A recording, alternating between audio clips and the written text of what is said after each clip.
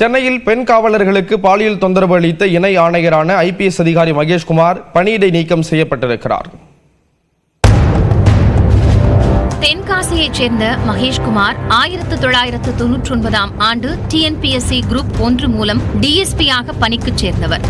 பல்வேறு மாவட்டங்களில் பணியாற்றிய மகேஷ்குமார் அண்மையில் IPS அதிகாரியாக அந்தஸ்து உயர்வு பெற்று சென்னை போக்குவரத்து வடக்கு மண்டல இணை ஆணையராக பணியாற்றி வந்தார்.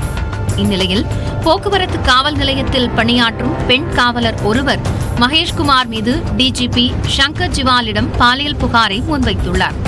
அதில் கடந்த ஒரு வாரமாக மகேஷ்குமார் செல்போனிலும் நேரிலும் தொடர்ந்து பாலியல் தொல்லை கொடுத்ததாக குறிப்பிட்டுள்ளார்.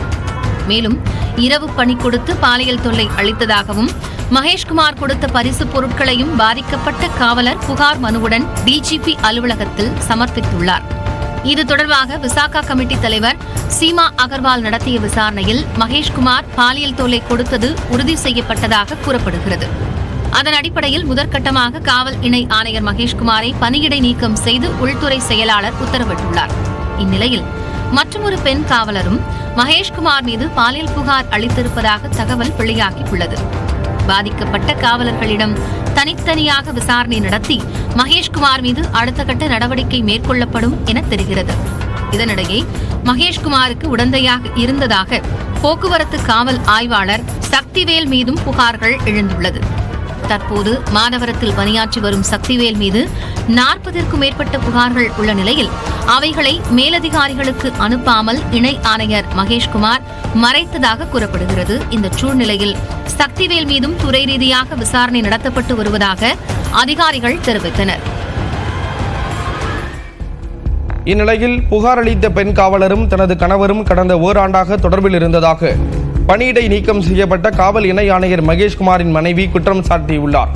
கடந்த 7ஆம் தேதி தியாகராய நகரில் உள்ள ஹோட்டலில் இருவரும் தனிமையில் இருந்துவிட்டு வெளியே வந்ததற்கான வீடியோ ஆதாரத்தை காட்டியவர் ஒரு தரப்பில் மட்டும் விசாரித்துவிட்டு உயரதிகாரிகள் நடவடிக்கை எடுத்திருப்பதாக குற்றம் சாட்டினார்.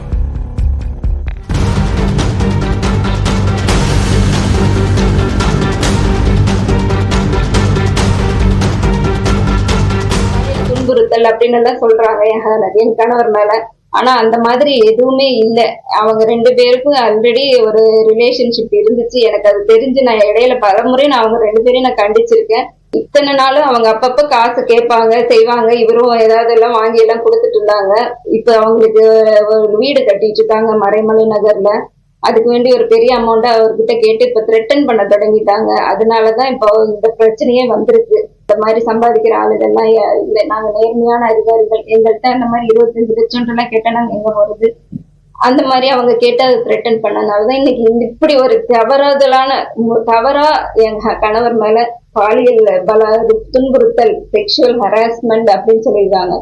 அது உண்மைக்கு புறம்பானது.